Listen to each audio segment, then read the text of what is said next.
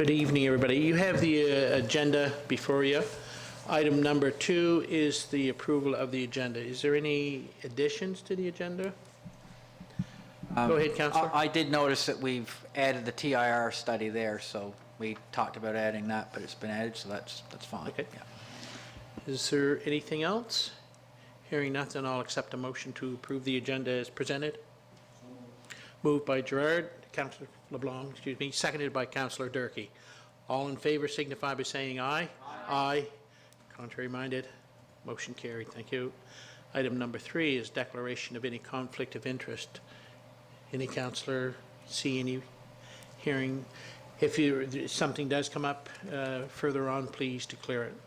Item number 4, approval of the minutes of October 9th, Committee of the Whole, October 9, the public transcript, October 9th, regular council meeting, October 23rd, regular council meeting, October 23rd, the public transcript, November 13th, Committee of the Whole meeting, November 13th, the public transcript, and November 14th, public transcript. Councillor LeBlanc, go ahead. I move for the approval of minutes of October the 9th, 2019, Committee of the Whole meeting minutes, October the 9th, 2019, public transcript meeting minutes, October the 9th, 2019, regular council meeting minutes, October 23rd, 2019, regular council meeting minutes, October 23rd, 2019, public transcript meeting minutes, November the 13th, 2019, Committee of the Whole meeting minutes, November the 13th, 2019, public transcript meeting minutes, November the 14th, 2019, public transcript meeting minutes. Been moved by Councillor LeBlanc. Do we have a seconder for that? Been seconded by Councillor Durkee. All in favor signify by saying aye. Aye. Contrary minded, motion carried. Thank you. Item number 5 is the Warden's remarks. November 26, 2019. I'm going to try and give a quick overview what the municipality has been doing over the last month. The NSF conference, which stands for the Nova Scotia Federation of Municipalities Conference, was held in Halifax from the 5th to the 8th of November. It was well attended by all of the municipalities across the province. Councillor Durkee, Councillor Cushion, and I attended on behalf of the municipality. I would like to take it this time to congratulate Councillor Durkee on being elected to the NSF board. It's a great accomplishment, and it will carry some responsibilities. I'm not sure how many meetings that they have per year and so on, but I know that they're quite intense because I have made presentations before the executive, and they're very intense meetings, and so I know she will enjoy it. It will mean a little more travel time and so on for her, but I'm quite confident that you will carry forward a lot of the concerns of rural municipal units across the province, Patty. Congratulations again. On November 9th, I am stating this because I wasn't able to attend the Greenville Hall, Community Hall. They had a supper, and I have attended them in the past, and I had made arrangements and planned on attending. So I'm bringing it up because I didn't, and they're a worthwhile community group, as they all are, South Ohio, Pembroke, Carleton, Brazil Lake, but I've always attended and so on. So where I wasn't able to make it, I just wanted to put in an extra plug for them. Their suppers are always great. As I said, I've attended them before, and I always got my fill, so they're good meals. On November 11th, as we're all well aware, was Remembrance Day. And on Remembrance Day, a lot of the community people from across the province, across Canada, from across North America, I guess, basically, go out and we remember those who gave of their lives in both the First World War, the Second World War, the Korean War, and all of the other conflicts that have been held, that the world has seen over the last number of years. I attended the cenotaph in the town of Yarmouth, and it was a large turnout. It was a nice day, and there was a large turnout. My rough estimates, I would have to say there had to be close to 1,000 people at that cenotaph. Councillor Cushing attended the service at the Mariners Centre on behalf of the municipality. But around our community, as I well imagine across the province of Nova Scotia, that there's a lot of other community venues and so on. And I just wanted to mention a few of them that the municipality attends. And I know that Councillor Cunningham was able to get out to a few of them. There is a ceremony at the Port Maitland, ceremony at Carlton. There was a ceremony at the Plymouth School, I believe, was there not? Maple Grove School over here has a service. And also, Gerard, in your community in South Ohio, there was a service. And the one note, I'm always impressed at South Ohio. And it was the speaker, Charles Winship, who brought up, you know, we remember the men of the First and Second World War, but Charles Winship brought up a point that I guess we kind of don't take into consideration. A little hard to say. These young, those that gave of their life in the First and Second World War, we have to remember they were not men. A big percentage, and especially in the First World War, there was a lot of young people, kids that were only 17, 16, that forged names and their birth dates in order to get in, who never had the opportunity to become men, never seen their 20s and so on, gave of their life. So I've always looked at, you know, when somebody said a man, I always thought, okay, yeah, they got to be 27, 28, 30, and so on. So when he mentioned that these were young boys, young ladies, and so on, it really hit home. So, you know, and I thought of that on November 11th when I was at the cenotaph in town. You know, yeah, these were young lads and so on that gave of their life to make a better world, I'll say, for those of us that are here today. I've also attended on behalf of the municipal council 4 meetings last week and so on, plus I attended 2 in Halifax. The end of this week on Friday evening, there's the athletic awards on the 29th at Parambagh in Tuscot, and I will, as I stated, I will represent the municipality at that event. The expansion at our Hebron Recreation Complex is moving along very well, and I am quite confident that it will be completely closed in by the end of next week. And what I mean by that, the roof is on, the siding, and so on. Hopefully the doors will be on. I know they're pouring the cement for the floor this week, I believe, or... So all the cement is poured and the large doors are in. It's just the man doors that need to be installed, and then it will be completely weather tight. Yeah, and then they'll be able to do their inside work and so on. So the completion date, I believe, is for the end of January, February? We're looking at middle of February. Middle of February, so it'll be able to move along from there.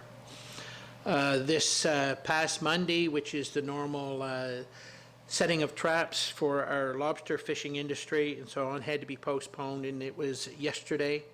And I've attended a few of the events at the Cape for Shoe Light Station, and yesterday was one of the best days. It was just one of the first times that I remember that I really didn't need to wear a little toque, and I never even put my gloves on. It was that warm over there. There was a large contingency of people and so on, and it's always nice to see the boats as they come up the harbor and head out to sea and so on. And as they make that turn at the Cape for Shoe Light Station, it goes from smooth sailing to a little bit of rough seas. But I'm pleased to hear that there was no major issues and so on that I know of personally, that it took place yesterday and so on. As a lot of people are well aware, Councillor Daniel Allen is a fisher, and he is not here this evening because of the opening of that season. And as Councillor Cushion who works in that industry, and a lot of the boats were coming in for their first, so he wasn't able to participate this evening. So we wish all of the fishers, not just in Yarmouth County, but all along South Shore of, in Southwest Nova, up through Digby and so on, a safe and a prosperous season and so on. We do ask that you be careful, which I know you are, but take that extra minute to be a little extra special and so on. As we're all well aware, we have a special season and events coming up at the end of the month and so on. So do please take care. Wish each and everyone a safe and safe return home every evening. And that is basically my report, Council. Is there any questions or concerns? Hearing none, we will move on into item number 6, which is business arising. 6.1, NSFM update on the cap. This is from our October 23rd regular council meeting. And you have the floor, CAO. Thank you, Mr. Warden. The Director of Finance and myself are working on a report to deliver to Council in the new year, which will explain how the cap assessment program impacts the municipality, the District of Yarmouth. So we'll be delivering information to you in terms of how many properties we have capped, where are they, what is the impact on our revenue in terms of properties that are capped. So that's in draft form, and we expect to deliver it to you at the January Committee of the Whole. Is there any questions or concerns on that? Hearing none, we'll move on.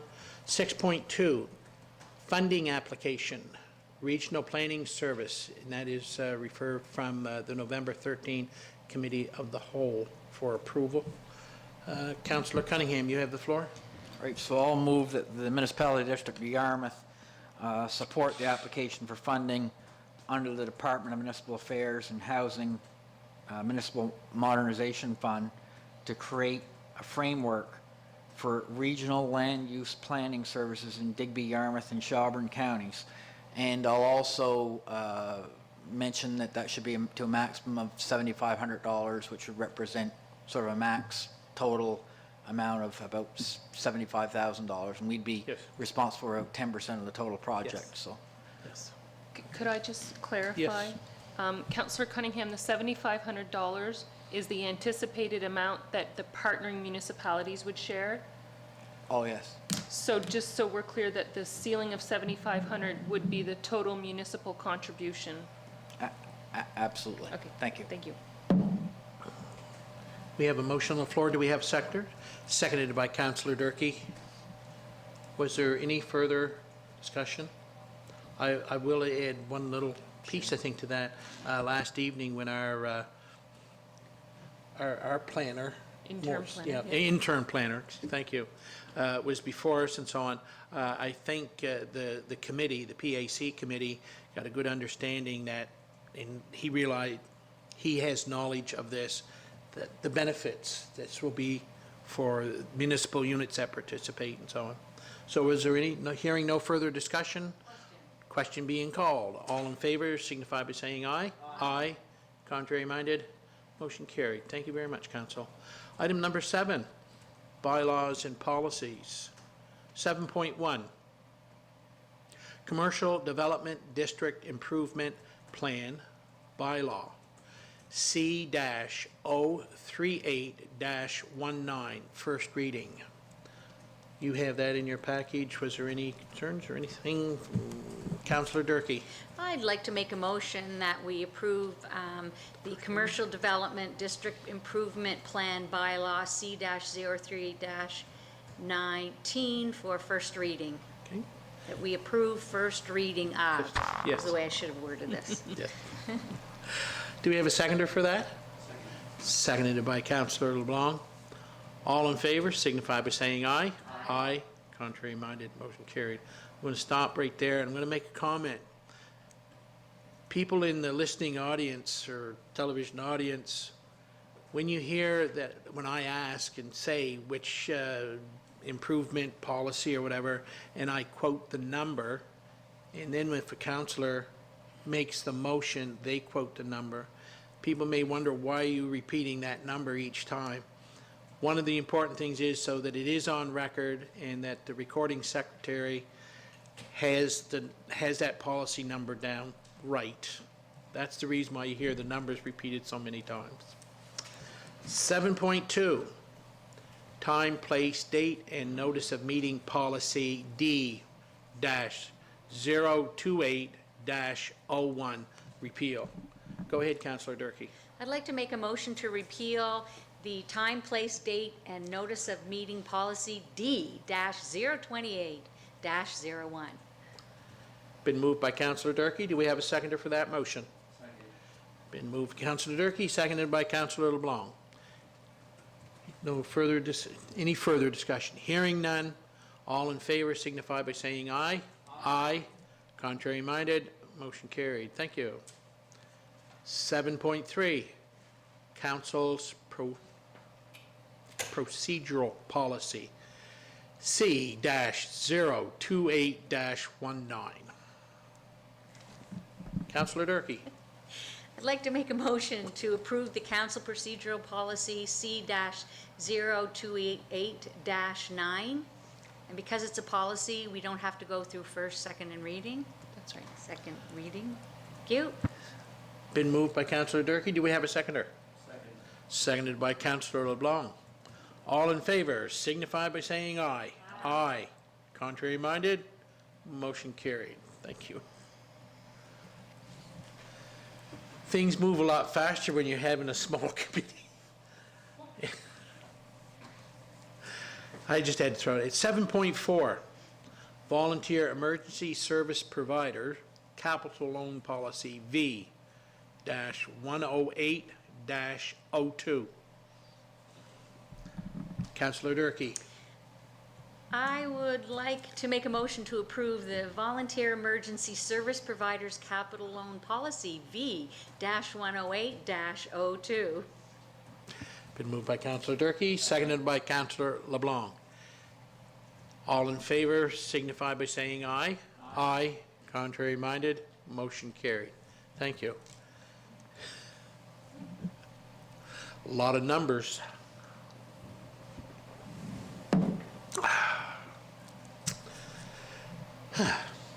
Number 8, 8.1, new business. 8.1 is the new municipal advisor, Marilyn Hay. You have that in your package, and that's the information. That gives her contact information. And I'm going to ask the question, were you folks able to pull up that information? Were you? I spoke with the CAO this afternoon, and it wouldn't come up on my computer, so I didn't know. But I've been having a lot of issues, as Mike can attest, with my computer, so I don't. Anyway, you have that. Was there any questions or concerns?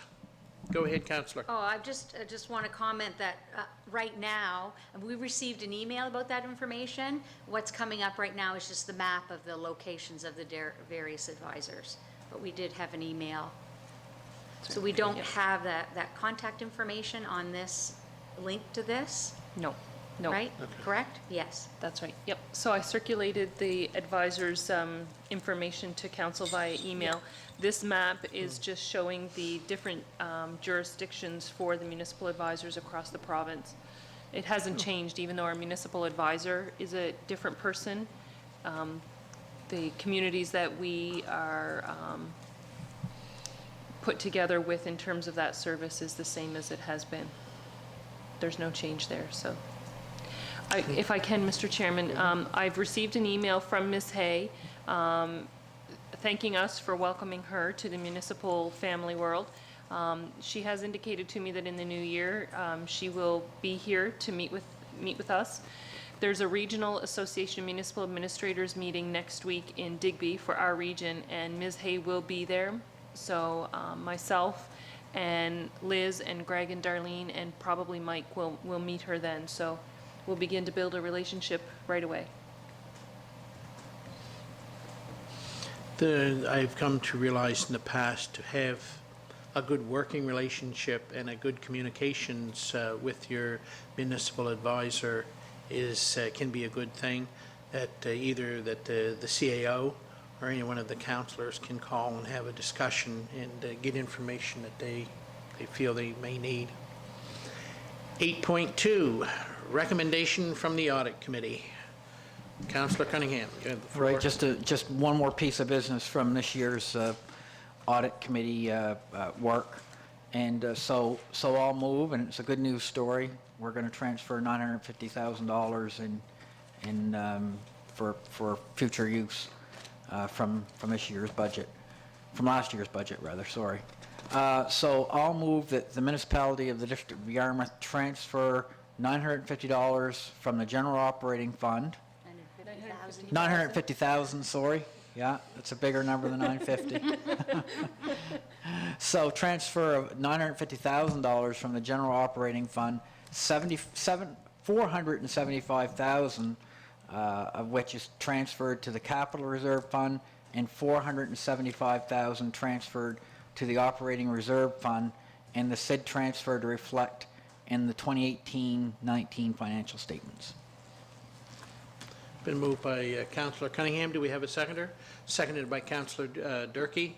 Was there any further discussion? Hearing none. All in favor signify by saying aye. Aye. Contrary minded, motion carried. 8.3, your October development report. You have that in your package. As you can see, overall, we're up a bit over last year. 11 million is compared to 9 million. Oh, sorry. Councillor Durkee. No, I was just going to make a motion to approve the development report as presented. Okay. I'm not Been moved. wasting any time. Moved by Councillor Durkee. Do we have a seconder? Seconded by Councillor Cunningham. All in favor signify by saying aye. Aye. Contrary minded, motion carried. Thank you. Go ahead. I'd just like to mention that that the sawmill in South Ohio was demolished, which was thank I you noticed, to. yeah, I noticed that when I was up. Yeah. The area looks pretty nice, and Very nice. it does. Who owned that piece of property as it stated? It was Bruce Gould. Okay. Bruce Gould. I And don't yet- like stepping out of bounds, and the CAO might wrap my fingers if I put him there. That sawmill, or that area at one time, I'm trying to think, clothespin factory, or what was? No, the clothespin factory was in Carlton. But what was there in South Isle? There was something there at one. It was just a sawmill. It was just always a sawmill? Yes, yes. Okay, see, I only knew it as they used to cut laths there, did they Yes, not? yeah. Yes, but it was a sawmill It in was a sawmill. quite a community sawmill, was it not? Yes, yes. So there's some history. I wonder if somebody done some research Yes, on that. Charles Winship. No, neither through the South Ohio Community Hall or community group and the municipality, because the culvert at that road is one of those stone with a Yeah. keystone in it Yes, and so on, and to maybe put a plaque just stating what was there and so on, and also. I was there yesterday with the TIR, Oh, yes. and we stopped, and Paul and Greg went down Really? and looked at the stonework. Yes. And, yeah. Well, you know, there is people that would take an interest because that isn't what they today, and there is, I won't say a lot of them that are being replaced. If that one had to be replaced, it would be with the cement culvert. And it would be kind of nice to have a plaque or something there just Yeah, it's stating it. Yeah, it's So- it's TIR that's responsible for Yeah, well, the care of that. if something happens and they had to replace it, they won't replace it with that. They won't fix that. They'll just, They can't build one like that. no. So it would be kind of nice to maybe do a little research and maybe put a plaque or something. But anyways, Could add it to some. I just wanted to thank the staff for Yeah. doing that. Okay. Thank you. 8.4, CAO's report. You have that in your package. What is your comments or wishes? I'd like Go to ahead, thank Councillor. our CAO for a comprehensive report, and just like to speak a little bit about the Yarmouth YMCA and the proposal, it's been of course a joint council on the books from joint council. A priority is the Mariner Center upgrade, so looking forward to getting that on, and we know that the three councils, I think, are largely supportive of it. I know we are very, very supportive of the project moving forward. And I'll just say I was at the Y. The Y continues to be vibrant in the community, but just to let everybody know, it's fully depreciated. It was built in 1967, my understanding, or renovated in 1967. Most of it has 1967 bones, and I was born in 67, so I know I'm feeling a little bit tired, and I think the Y might be in worse shape than me physically, so in any event, it's time. It's fully depreciated, so we'll need to do something either way with our rec facilities. And again, we'll need a new pool out at the new site, which will be hopefully the Mariner Center. And the sooner we get at that, the better, because again, things will go wrong. Roofs are going to be going, so we're going to be putting. If we don't move forward with the project in the near term, we will need to put considerable monies into the fully depreciated asset, which is the current Y.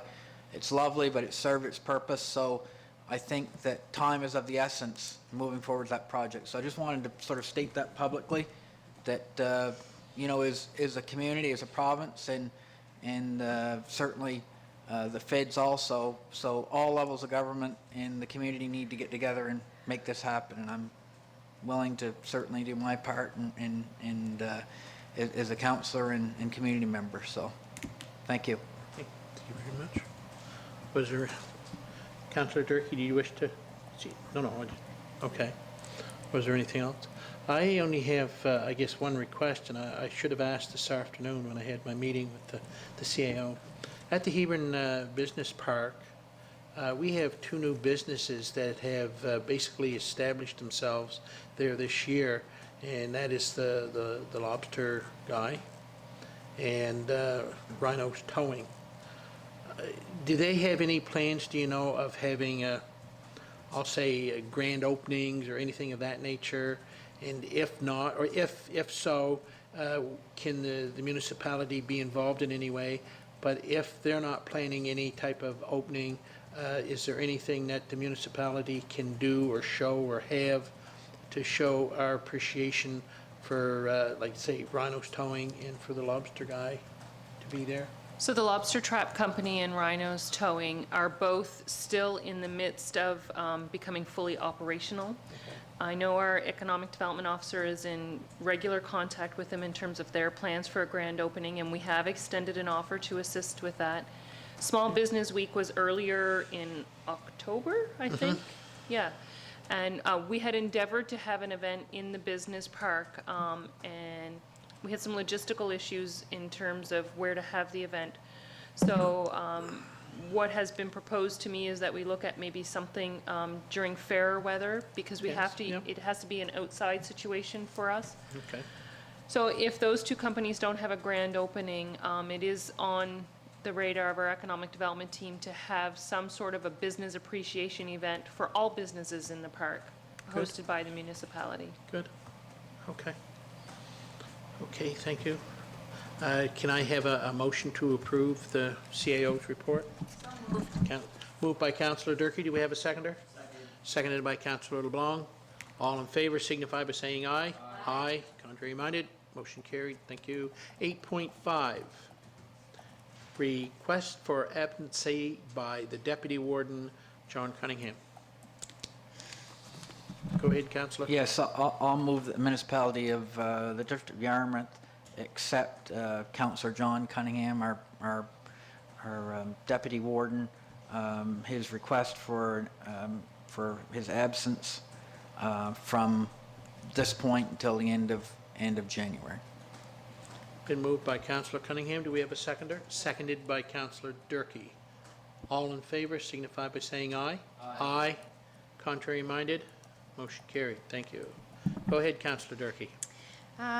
In the midst, in the situation as it is now, I'd like to make a motion that in an emergency situation, that Trevor Cunningham be appointed to fulfill the duties of the warden or deputy warden in their absence. It's been, I guess, been moved by Councillor Durkee, been seconded by Councillor LeBlanc. Before we go to the motion, to the question, I should say, I better ask, Councillor Cunningham, you're willing to take? I am. Okay, thank you. So hearing that, there, no further discussion. All in favor Question? signify by saying aye. Aye. Contrary minded, motion carried. I take it, Councillor Cunningham, you voted on that? I did. Good, because I needed your vote in order to. I voted for me in the last. That's a good thing. That's a good thing, yes. Oh, my. 8.6, spring weight restriction request, Country Crescent and Arcom Drive. CAO, Victoria, you have the, I do, thank you, Mr. Warden. So in your package was a briefing note from the Economic Development Officer explaining the rationale for the request transportation and infrastructure renewal, lift the spring weight restrictions on County Crescent and Arcom Drive in the Hebron Business Park. With the type of activity that our businesses in the park require, having weight restrictions in the spring would limit the truck traffic, the industrial truck traffic in the park, and it could be very problematic for those businesses to move their goods and services around. So the process is for municipal council to make the request to the area manager, who will then move it through TIR's internal system. So the request tonight is that council direct me to write that letter to Pamela Melman Shan, the area manager of NSTIR. Councillor Durkee, you have the floor. I would like to make a motion then that we request staff to forward a letter from the municipality of the District of Yarmouth to the area manager of TIR, Pamela Melman Shan, requesting that the weight restrictions be lifted from County Crescent and Arcom Drive. Been moved by Councillor Durkee. Do we have a seconder? Seconded by Councillor LeBlanc. Some discussion if nobody else. To the CAO, both of these roadways are maintained by, by TIR. Correct. They plow them and so on. When they were built, they would have been built to TIR standards in the park, I assume. In order for the province to assume responsibility, they would have met some form of engineering standard. Okay, I guess that was my concern. I didn't want to lift weight restrictions if there was going to be issues that would fall back or hinge back on the municipality. Part of TIR's process will be the due diligence to check on that. Okay. So you've heard the motion. Was there any further discussion? Question. All those in favor signify by saying aye. Aye. Contrary minded? Motion carried. Thank you. 8.7. NSTIR traffic study request for Highway 101. What is the wishes? Go ahead, Councillor. Right. As many people may be aware, one of the things we'd like to have happen over longer term is even more development in our business park in Hebron. And one of the things that we believe will be useful in having that move forward even faster in the future is to have a ramp system, coming from Highway 3 onto the 101. So having said that, I'll move that MODY have staff work with TIR to move forward with a traffic study, including potentially funding that traffic study. Could Go I just ahead. ask a question for clarification to Councillor Certainly. Cunningham? So the context would be an interchange at the Greenville Road in Highway 101. Correct. Is that your intention, That Councillor? is my intention, absolutely. And you said in your motion to work with TIR, or do you mean do you need just that the letter starts that process? So the letter would request that the traffic study be conducted, which is the Yes. first step. Yeah, absolutely, that's part of it, yeah. Yep. That's the intent. Okay. You've, motion by Councillor Cunningham. Do we have a seconder? Seconded by Councillor Durkee. Was there any further discussion on that? Hearing none, all in favor signify by saying aye. Aye. Contrary minded, motion carried. Thank you. Oop. Back one. Reports. 9.1.1 is, well, excuse me, reports. Legal entities, 9.1.1, Mariner Center Management Authority. It was Councillor Allen. He's not here this evening. Do you have, Just two very quick things. The most up-to-date financials are included in your package, and I do know that the hiring committee responsible for recruiting the next general manager has draft documents in place and is poised to advertise that position any day now. was there any questions on, any questions on that? If not, I have, when is their next management meeting? Do you know, Rita? Second Tuesday in December, if I'm not mistaken.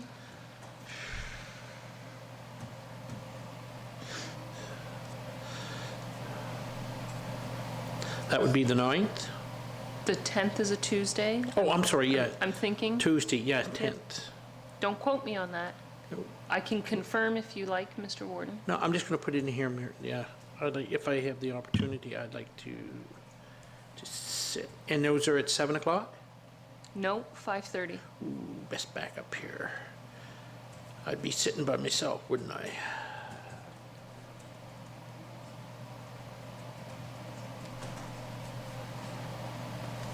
Thank you. Regional Solid Waste Authority, waste check, myself and Councillor LeBlanc. I was late to the last meeting, and Deputy Warden Linda Gregory chaired, she's vice chair, she chaired the meeting, and by the time I got there, basically the meeting was winding up. I don't know, Councillor LeBlanc, you were at that meeting. Do you remember any regular particulars from the waste check meeting? Like I said, arrived. I think there was some more. Go ahead. There was another order for some carts, for new carts. Okay. That's about all I remember right Basically now. it. Okay, I know it was, like you say, the time I got there, it was Yeah. basically winding up, and it was only, I guess, 10, 15 minutes and the meeting was over. Yeah. And they asked me very politely to always be late, so I don't know what that meant, but Yeah. I think there was something like six or 700 carts. they're usually around 600 and Yeah, some odd in yeah. a trailer It load. it was a lot. There was a lot Yes. of, yeah. Yeah. Western Counties Regional Library, any report? Councillor, go ahead. Meeting next week. Okay. Western Regional Enterprise Network. WOC, again. Yes. Yesterday, starting last night or today, they're having, the REN is having a Partners for Progress conference in Truro, but unfortunately, because of our meetings, I was unable to attend. And next week will be the members of the LOC will be meeting with members of the board to discuss the intermunicipal agreement, which will be due in 2020. Okay, was there any further questions? I guess through to you, Councillor, I understand the workings of the REND. I understand some of the workings, and I realize you sit on the L&O committee, the Liaison and Oversight Committee, and I know our CAO used to be a work there for the RENs itself. I was wondering if it would be to the municipalities, I want to say advantage, to have Angelique and to come in and give an explanation to the council of exactly what the Wrens do and what they can venture, what areas that they can venture into. I know what some of their job retention and so on is one of their mandates and so on. They've been doing an excellent job. But I was wondering if my fellow councillors had any questions that they would like to ask of Angelique and so on. I'm just Well, wondering. I can tell you a few things. One is they've just recently rehired for the position of the Atlantic Immigration Program, which they're heavily involved in. Brenda Legrandeur runs the Connector Program, where she connects people who are looking for jobs to positions in the community. One of the things that, with the doctor recruitment is that when we're getting doctors here and they have spouses who need a job, so I'm going to give you an example, that one of the doctors who's staying, residents, her spouse is an engineer, and so Brenda was successful in connecting him with, I think it was AF Terrio, to get a job there, so that's a huge part. In addition, they're doing a lot of work on succession planning, so working with businesses with people who are about to retire or want to sell their business, to find someone else to do that. So they're very busy and very successful, and still have a great reputation among all the other Wrens in Nova Scotia. Yeah. What I can also tell you is that we still have Evan working there, working closely with Develop Nova Scotia on rural intranet. And we also still have Erica, and I know she's always busy with meetings, and I just drew a blank as to what I was just going to. Would you like me to fill in a little bit, Councillor Durkee? No, what I was going to got it? say is Erica has been forwarding to us after meetings quarterly reports. She's have been forwarded to all of the councillors of the members of the Wren. So I would highly suggest that you have a look at that to find out one of the most recent information about what they've been up to. So, And just one more important project is the energy project. So we know that commercializing and monetizing renewable energy has some barriers to it, and we've heard about the amazing work that's happening in Bridgewater. So we have an energy project underway in the region, which will create our baseline information, our demand and supply issues, our access to energy. I forget the whole scope of the project, but that's the first step in articulating the opportunities for the private sector to commercialize renewable energy in our region. Thank you. and you mentioned Evan on broadband, on the wireless. I know both yourself and Councillor Cushion were away at NSFM. While I was there, I know quite a few of the councillors and so on, and just sidebarring with a lot of them in between some of the sessions and so on, and just starting off conversations, how things going and so on. And a lot of the rural municipal units, one of their biggest issues is internet, and how that is holding back to a degree some of their economic prosperity because of the internet and so on. But Councillor Cunningham, go ahead. Oh, I'm sorry, go ahead. Yeah, Go ahead. so, on the renewable energy front, obviously this week in the news, people have been tuned in. We've got additional bad news on global greenhouse emissions, and the warnings are dire. Science is dire, but so I would expect that we'll be moving into a phase where we'll be switching to a lot more renewables over the next number of years. And as such, I think that's going to be a more important piece for us to attend to, and also NSFM to attend to.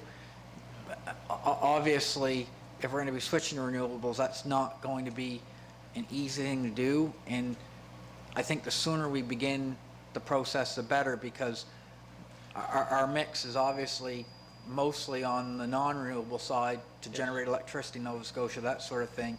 And there's a huge risk in not having enough power available. So obviously we should start talking to our provincial partners and our municipal partners, because we'll likely, that may change the water on the beans as far as transmission routes, lines, that type of thing. We all know that we don't have a lot of capability to transmit power Carry sort of power, south of Liverpool and south of sort of the Kentville-Windsor area.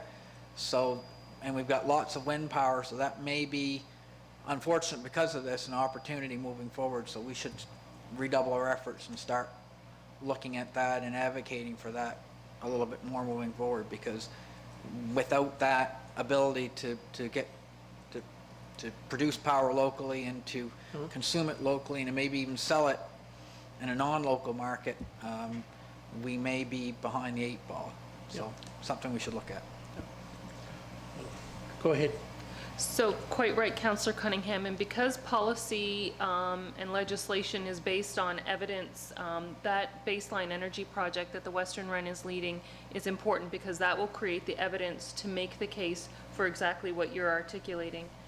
And one thing I wanted to mention, and if I may have missed it, Councillor Durkee, is another important service that the Western Regional Enterprise Network offers, and I think all RENs offer, is a business visitation service that we've branded Business Now. Did you mention that? No, I did not. And it's an important, because that's a one-on-one service that is being delivered to businesses in our region, and it's a navigation service, it's a support service, and it's a networking service.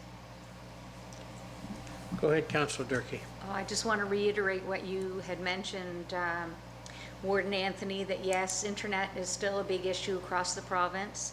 I did speak with Tom Taggart and Bill Karsten from FCM about the federal government money, and it's just, it's a complicated mess, quite frankly.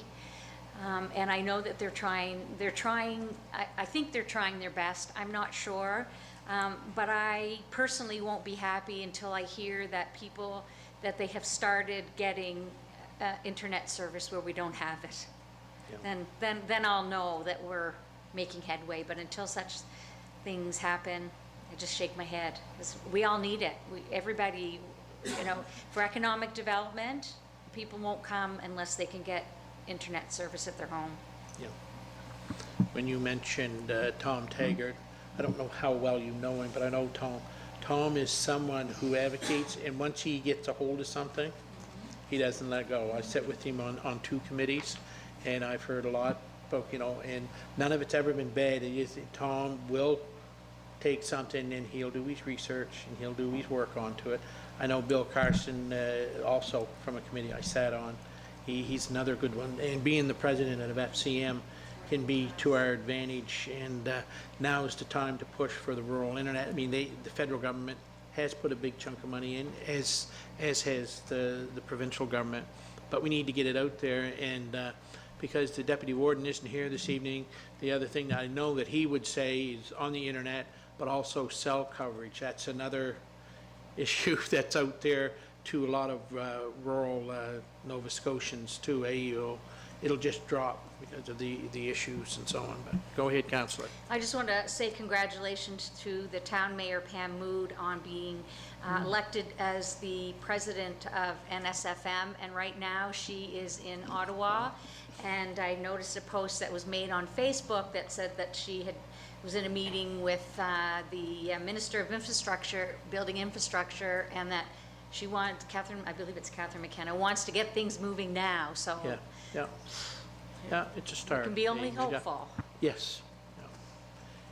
Moving on then, I just don't think where we're at. Yarmouth Area Industrial Commission.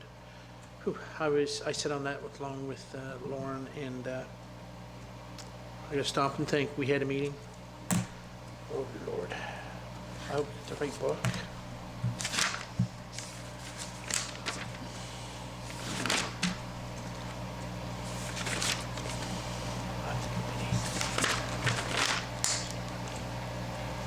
don't think I have it in this one. No, I do not. I do not have it. Must be in my other book. I apologize, councillors.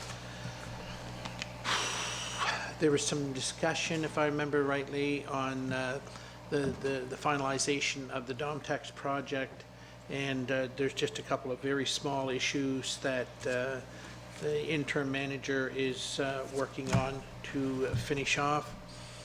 There is some, nothing major at our medical clinics, doing the best to, as he always has been working at finding doctors, which Councillor Durkee, you're well aware of the issues there, but doing his due diligence.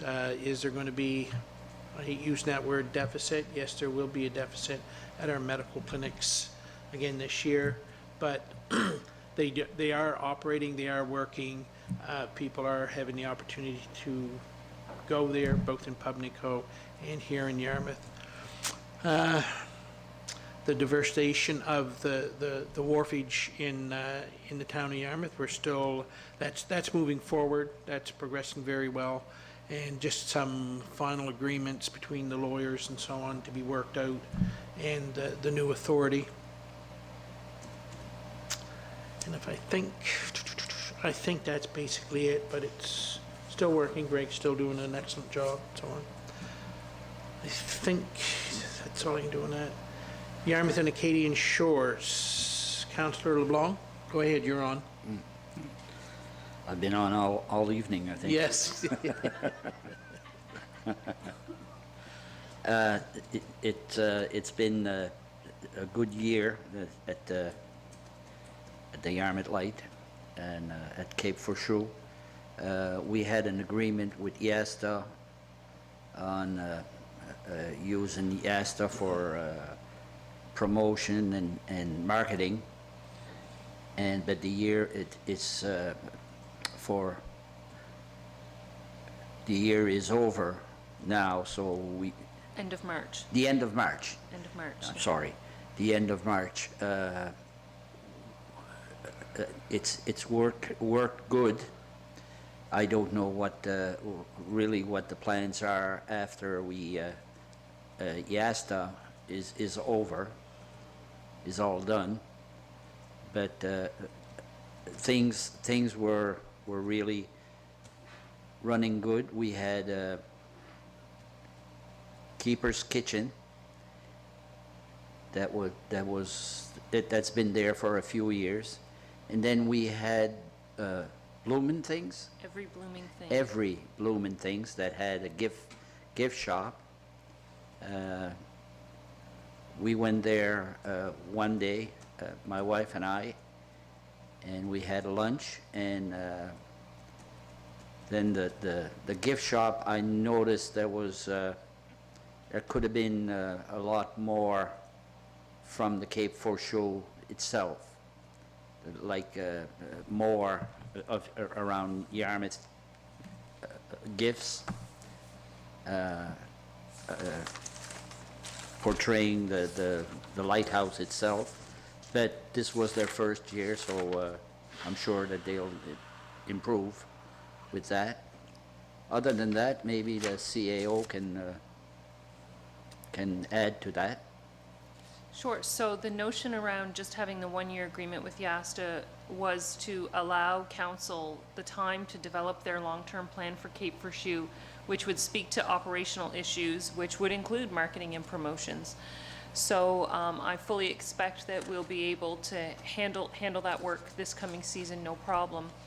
With respect to branded items in the gift shop, I did meet with the operator of the gift shop, and I heard the same thing, that visitors definitely want branded material. So we actually have a pending trademark with the new logo for Cape Forshue. And until we get a letter from the lawyer, and maybe Raymond can speak to this if he has any experience with trademarks, until we get a letter for the lawyer indicating that the Intellectual Property Office is protecting the trademark that's pending, we hesitate to produce any material and circulate it broadly. So I'm expecting to have that in time to order items like coffee mugs and T-shirts for this coming season.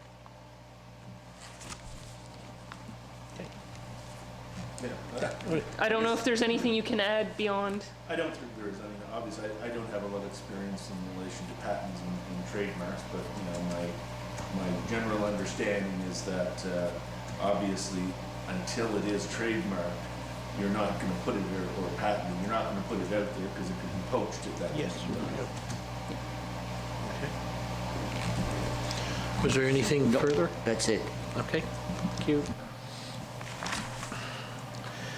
Yarmouth County Solid Waste Park, myself and Councillor Cushion. I can state it now.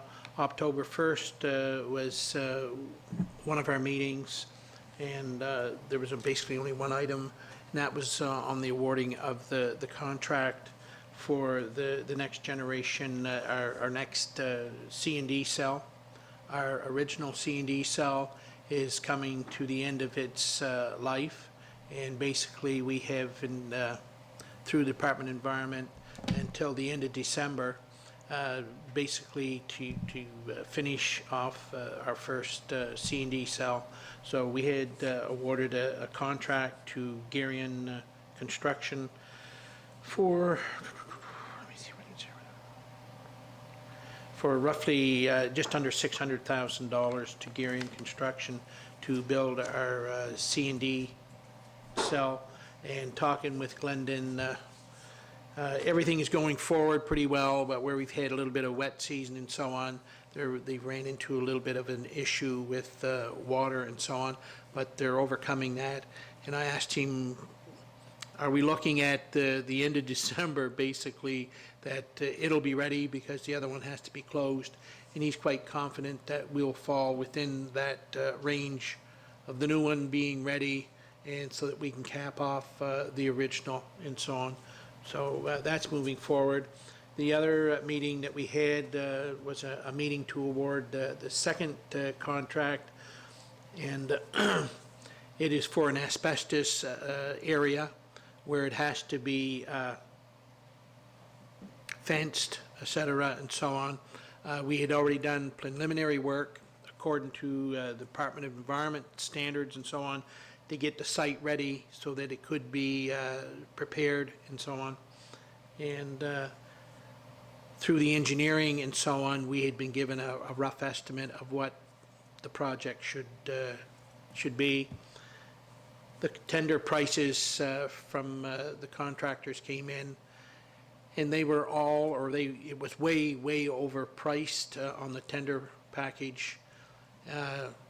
Alan had done some preliminary financial work on it, and if I remember correctly, in order to get payback on what we get for asbestos and so on a yearly basis and so on, it would take us about 100 years to pay back for the cost of the asbestos site. And that means preparing it and so on. In order to do this site, because you're not allowed to bury asbestos within a certain parameter of the water table. The water table out there is high, so we would have to build the area up in order to bury the asbestos. So basically, we said no to it because Glendon was going to be looking into, because we came up with the thought of putting a container, one of those roll-off containers, and we could, because asbestos, when it arrives at our site out there, it's double bagged and it's protected. Like, you can go out and pick up the bag basically and you bury it in the ground. Well, he was going to check into if we could have a container.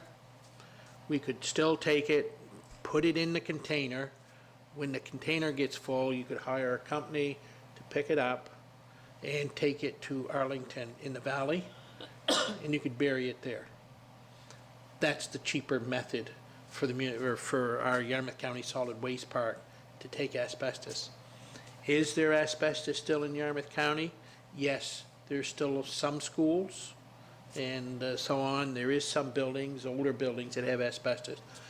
So we felt that's the right way to go, the right route to go, to have a container to store it. So Glendon was going to look into that through the environment and the cost to have a container put there, and that's how we're kind of, it's the cheapest method to go if we want to still do asbestos and so on. But we did spend quite a little bit of money having engineers and all that go out and do all the prep work for the site, where we could do it, and so on.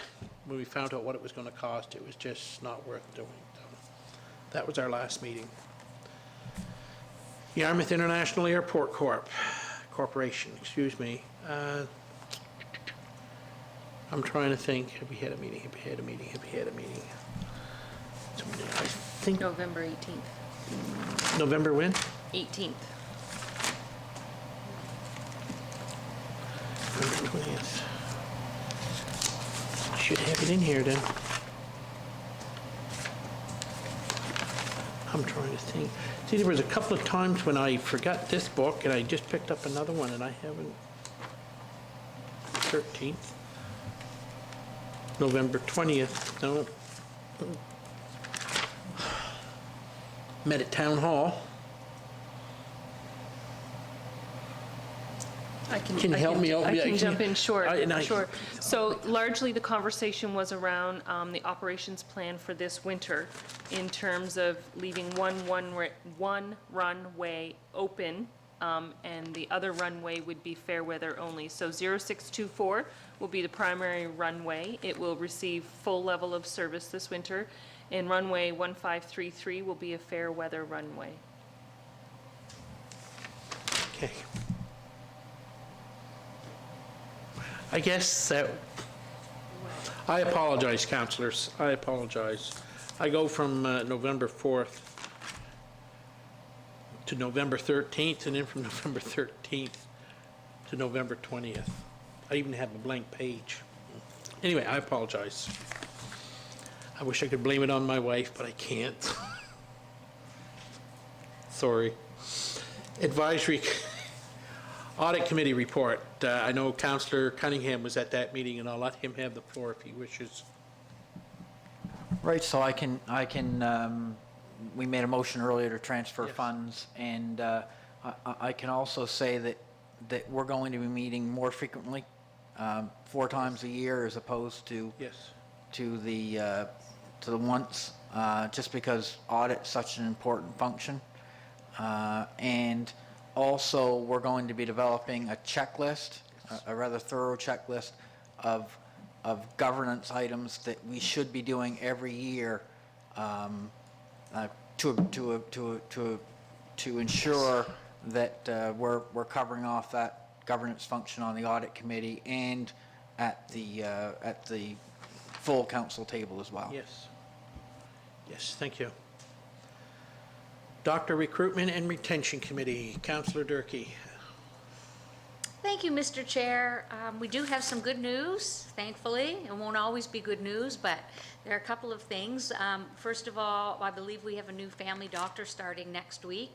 Not everybody can jump in and get this family doctor because they have to, once the doctor's here, then they'll decide how much service that they want to provide. So that has to be set up first. So that's good. There was also another individual that was hosted and that expects to hopefully start up some type of practice here as well, which is good news. A really piece of good news is that there has been an agreement between the Nova Scotia government and the doctors. They've recently ratified their agreement, which is increasing pay for specialties, that was actually noted today, increasing pay in rural environments for specialties, etc. So Nova Scotia will end up being the highest paid doctors in Atlantic Canada. So that's a piece of good news. The house that Coastal Financial purchased, the plans are being made and will start very soon to provide space for locum doctors and for short-term visits from doctors. So they will actually have a free place to stay when they're only here for a week or two. And then there will be a number of, hopefully ready in by next summer, For residents who come, there'll be some spots at the rental space for, I believe it's four different doctors, residents that arrive. Well, I mean, they have to pay, but at least there'll be some guaranteed residences available. We're still looking for housing for some doctors who are coming. We have 2 anesthesiologists have recently started and more on the way.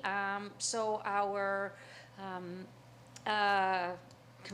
community navigator person is working diligently to secure many different things, and any leads that she gets, and she's looking for leads to bring doctors here. She's jumping on the bandwagon and is very quick. So it's going, we're really, really pleased with the way it's going. I think everybody else will be really happy when we get a couple of family docs in place and on the go, because that's what we are hurting for specialists, but it's those family docs.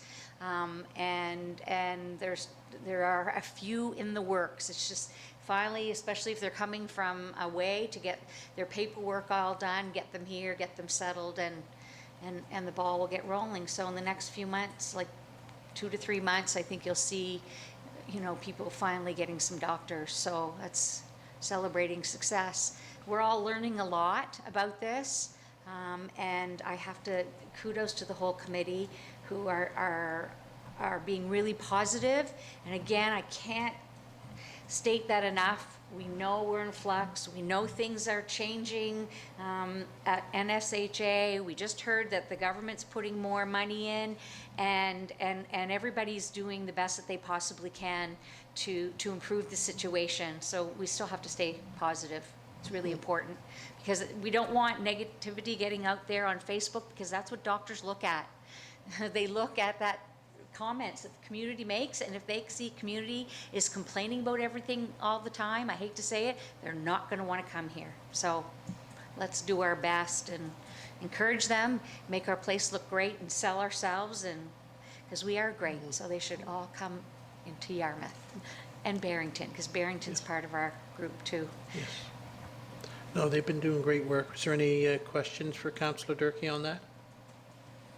Hearing none, we'll move on. EMO Executive Committee, as we're well aware, we're in the process of the 3 municipal councils getting together to form a REMO, and I signed the intermunicipal agreement here a while ago. I don't know where it stands. I've just been letting it slide. I guess I've been leaving it up to the CAO to keep me up to date how things are progressing. So the on agreement that. has been executed by the District of Yarmouth and the Town of Yarmouth, and the document has been left at the District of Argyll, who will then make sure that everything gets returned. And then likely in the new year, the CAOs will work on the process. The very first step will be to engage the new Emergency Measures Coordinator and the Deputy Emergency Measures Coordinator, and then we'll get rocking and rolling on that.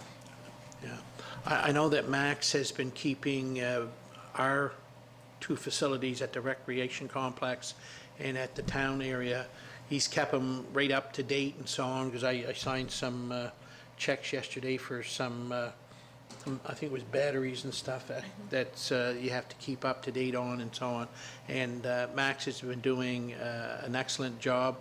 I don't know if he goes out every day, but I know when there seems to be an issue, he's able to answer the question. He stays on top of it. We're very fortunate, because it's something that you can't, because we're having fine weather, you can't ignore it, not stay on top, because as we're well aware here in Southwest Nova, you can go out in the morning, it can be nice, and then come evening, we could have a lot of wind and so on. So kudos to Max, he's doing a fantastic job.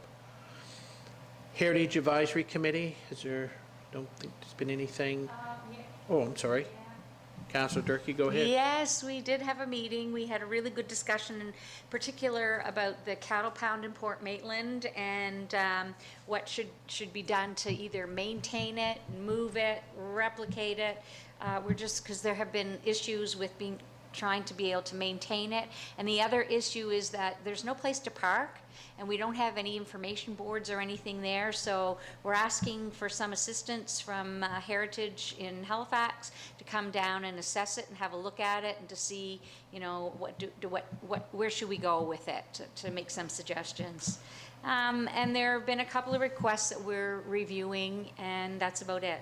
And I'm going to jump over Joint Green Energy and go right to marketing promotions. We have a meeting the end of this week. Okay. Okay, yeah. The joint, was there any questions? Hearing none. The Joint Green Energy Committee, I don't believe they've had any meetings to my knowledge. So on, and you've already done the marketing, the Joint Green Energy? No, we met recently and toured the solar installation. Right, yep. Did you want to report on that, Councillor LeBlanc? So the Joint Green Energy Committee met 2 weeks ago, and the purpose of the meeting was to review the province's intentions in terms of another rollout of RFPs for solar projects. And we received a report from AREA on that. And then we moved from this building and we went out to the Hebron Business Park, to the building we own on Arcom Drive that's leased by the Tri-County Regional Center for Education, where we installed solar panels earlier this year and reviewed that installation and understood the process. So it was great for the committee to go out there and see that project come to fruition. Yeah. If I may make a comment, Councillor Cunningham mentioned earlier about, the production of electricity and so on, either through windmills, through solar panels, whatever, and our transmission lines. And basically, the transmission lines can't hold anymore.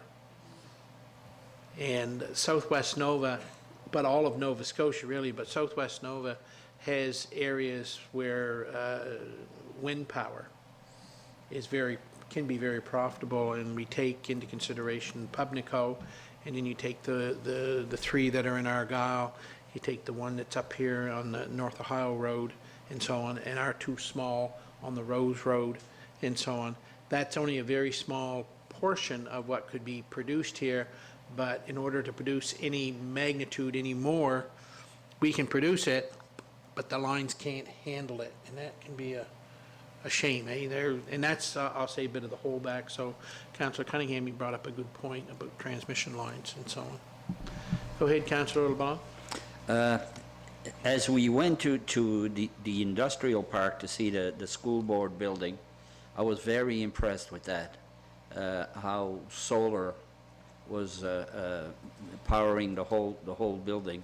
Like I was talking to a lady that was working there, and I said, is the building powered just by solar? She said, yes. Everything, you don't notice any different. And then I asked the question, I can't remember his name, the guy that was in charge of solar power there. The committee itself. I can't remember his name. But anyways, I asked him about private homes, and he said that's the future. If I was building a home now, I would go with solar power. It's amazing. Yeah. Yeah. Clean, no noise. Yeah. I've had discussion with the Director of Finance just on sidebarring and so on, and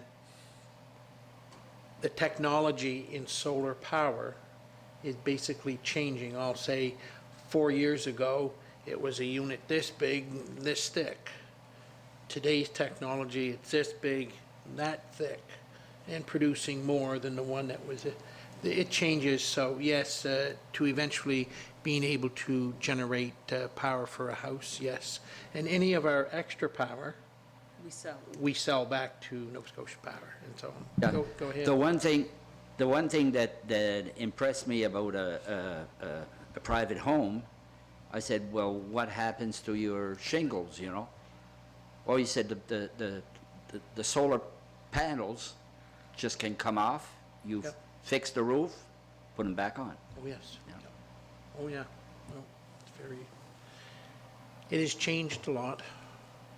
Planning Advisory Committee, we had a meeting last evening well attended. Our two new representatives that are going to start in January were in the audience just to find out and to see how the PAC operates and goes forward. I chaired the meeting last evening in the absence of the Deputy Warden Cunningham. Basically, the planner, the interim planner, went over the subdivision policies and had a lot to talk about and a lot to go over. And we're just still in a holding pattern, gave him some directions by the end of the evening, and he's hoping to get back to us, I think it was in the end of January, February. He wanted, yeah, to get back with us with some of our suggestions. He also, I'm very impressed with Morris, because in our discussions coming towards the end of the evening, and we said about moving forward, because he has had some public sessions, and he's also met with a lot of the developers and so on, he would like, and I believe PAC would make that as a recommendation, he would like to, before it goes out there publicly, to get back in touch with those people, give them, to have a, you know, he wants to stay connected with the developers and so on, which I thought was a real good point and so on to move forward. So that's basically all we done. It was, I know you had to leave early, and it seemed right after you left, it was like, I guess when I leave a meeting, it just moves along so much better. And we were done very shortly thereafter, not that because you left, I remember that. But just remember, I guess that's all I'm saying. You agreed with that, Councillor Durkee, I think? Yes. I will take it, I will take the opportunity whenever I can, eh? Don't ever forget. Ooh, Yarmouth County Joint Police Advisory. Yarmouth Recreation Committee. Go ahead, Councillor Cunningham. There's a meeting that will be scheduled for the new year, so it's TBA, to be announced. Okay. Ad hoc. Oh, Lord. Councillor Cushion isn't here. The Ames Network Asset Management Cohort. And you have a report, I take it? If that's okay, Mr. Yes, Chairman. yes. So the asset management cohort completed their body of work under the initial stage on November 1st at a workshop in Annapolis. And it was at that workshop where we basically saw 18 months worth of work come down to 3 maps, which showed the risk of failure, the consequence of failure, and the probability of failure. So what's the likelihood an asset is going to fail? What are the consequences if an asset fails?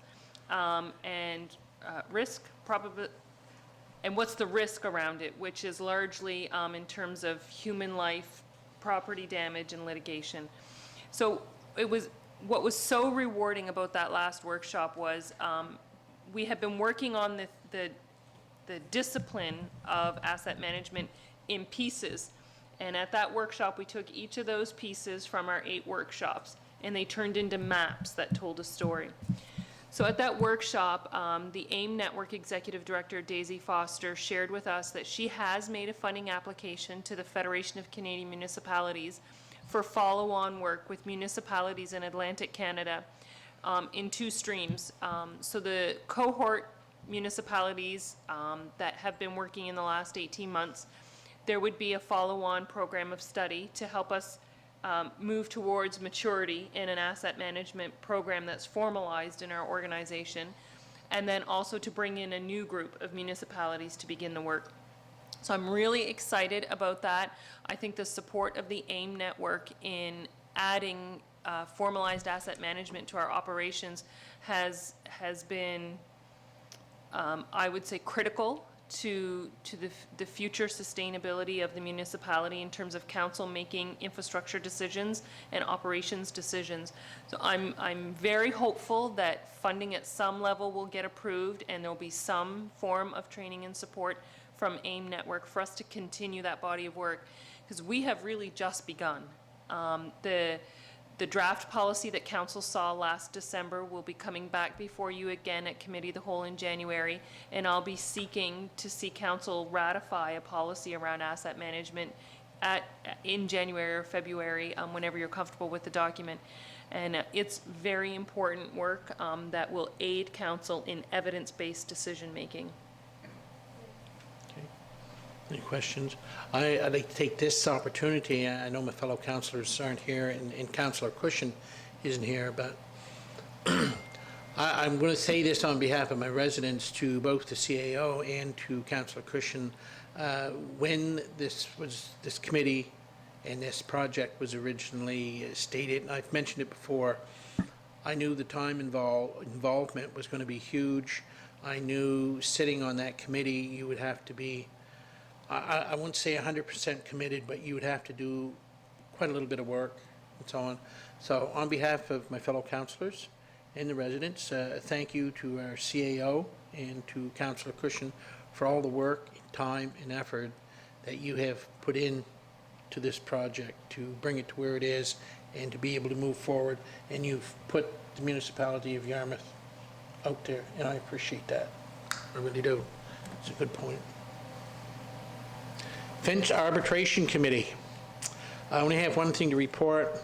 I'm sad to report that there is some, yes, there is still some dairy farmers and beef farmers and so on in Yarmouth County, but not to the extent where they have a lot of fencing issues and so on, because a couple of the farms are basically what they call zero graze.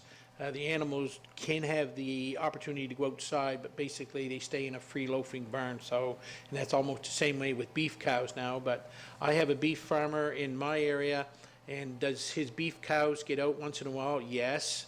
Have they, I don't know why, but they seem to venture towards my place, and really, but I don't understand it. I've been around a farm a long time, and I remember chasing cows and trying to corral them to get them in. And I've seen, when I call my neighbor and say, a couple of your beef cows are out, they come up the road, they have a white 5-gallon bucket, they take a stick, they beat that a couple of times, the cows look at them and follow them right back into the field, they fix the wire or whatever, and away they go. I don't know what's wrong with cows and beef cows, but really. Honestly, that's the truth.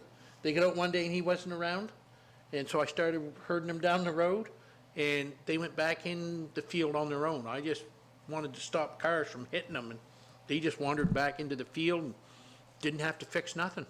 They just went under the wire, and yeah.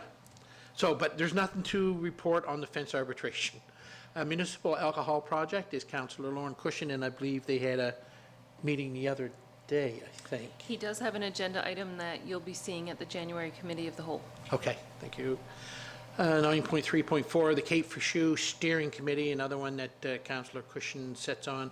Do you wish to bring us up to, go ahead. Yes, please, Mr. Chairman. So the steering committee has been working with EDM, the consultants, and there's a draft engagement plan in place. So that will be getting ratified by the steering committee, but it's looking like the end of January and into February.